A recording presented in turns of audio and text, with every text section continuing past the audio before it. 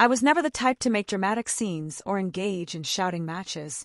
I was just an ordinary man, putting in long hours at the factory and returning home each evening to my wife, Sarah, and our 2 daughters, Lily and Emma. Our home was modest, not extravagant by any means, but it was ours.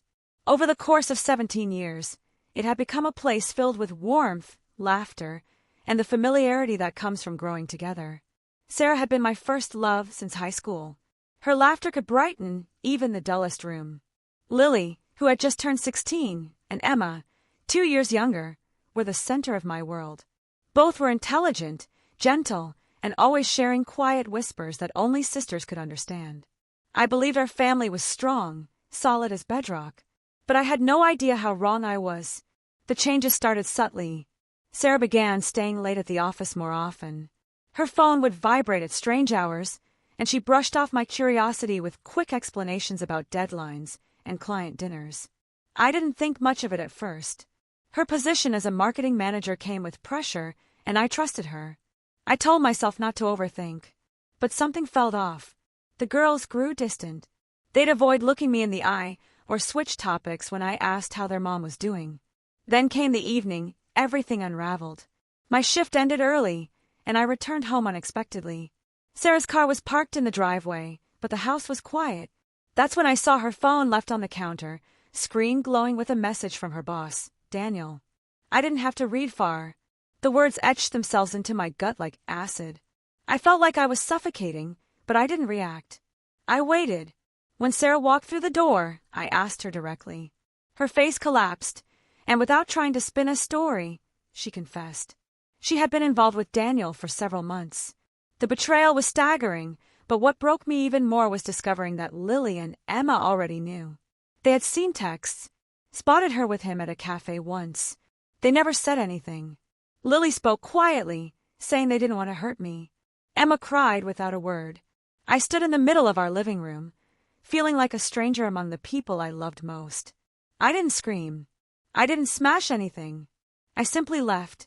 I packed a bag and stayed with my brother. His couch became my bed while my thoughts turned into a storm I couldn't silence. Every night, I replay the past. Our life, the memories, the laughter, all now wrapped in pain. The girls left voicemails, trying to reach out. I couldn't listen. Every word felt like reopening a wound. Sarah sent message after message, promising to leave her job, begging for another chance. But trust doesn't come back just because someone wants it to. Once it's broken, it leaves scars. Eventually, I made a decision I never thought I'd be capable of. I filed for divorce. I signed over the house to Sarah and told the girls I needed time. Not forever, just for now. They wept when I said it, but I couldn't be the father they needed when I was drowning in my own grief. I moved to a coastal town I'd only ever seen on postcards. The sea air was crisp, tinged with the smell of salt and something like hope. I found work repairing boats, something my hands were made for, though I'd never chased it before. The days were long and the labor rough, but every scrape and bruise reminded me I was healing.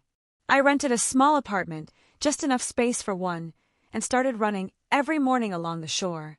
The slap of waves, the ache in my legs, it brought a clarity I hadn't felt in years. I wasn't escaping. I was moving forward. Time passed. First weeks, then months, and eventually a full year. I didn't speak to Sarah, but the girls began to write. The letters came hesitantly at first, short updates, unsure greetings. Then they grew into pages filled with stories of school, friendships, their quiet sadness. Lily told me about her college goals. Emma shared a poem she had written, one that had won an award. I responded with brief notes at first, my heart cautious. But gradually, the letters turned into conversations. I wasn't ready to see them face to face, but I needed them to know I hadn't stopped loving them, even if I was still wounded. Then came a package. Inside was Emma's poem, printed and framed. It was about a lighthouse standing firm through a storm, and it was dedicated to me. That was the day I finally cried. I've changed. My reflection carries more creases. I speak less, think more, and move through life with a quiet steadiness. I've started seeing someone. Clara runs a quaint bookstore down the road. Her laughter isn't loud, but it's genuine. There's something calming in her presence, something I didn't know I needed. Next month, Lily and Emma are coming to visit. Their first time here. I'm anxious, but I'm also ready. Ready to take the first steps toward rebuilding what matters. As for Sarah, she's still living in our old home. She has her life. I don't carry hatred in my heart, but I also don't carry her with me. I had to let go to survive. Now, between the ocean breeze and the steady hum of a boat engine, I've found something I didn't think I'd ever have again: peace.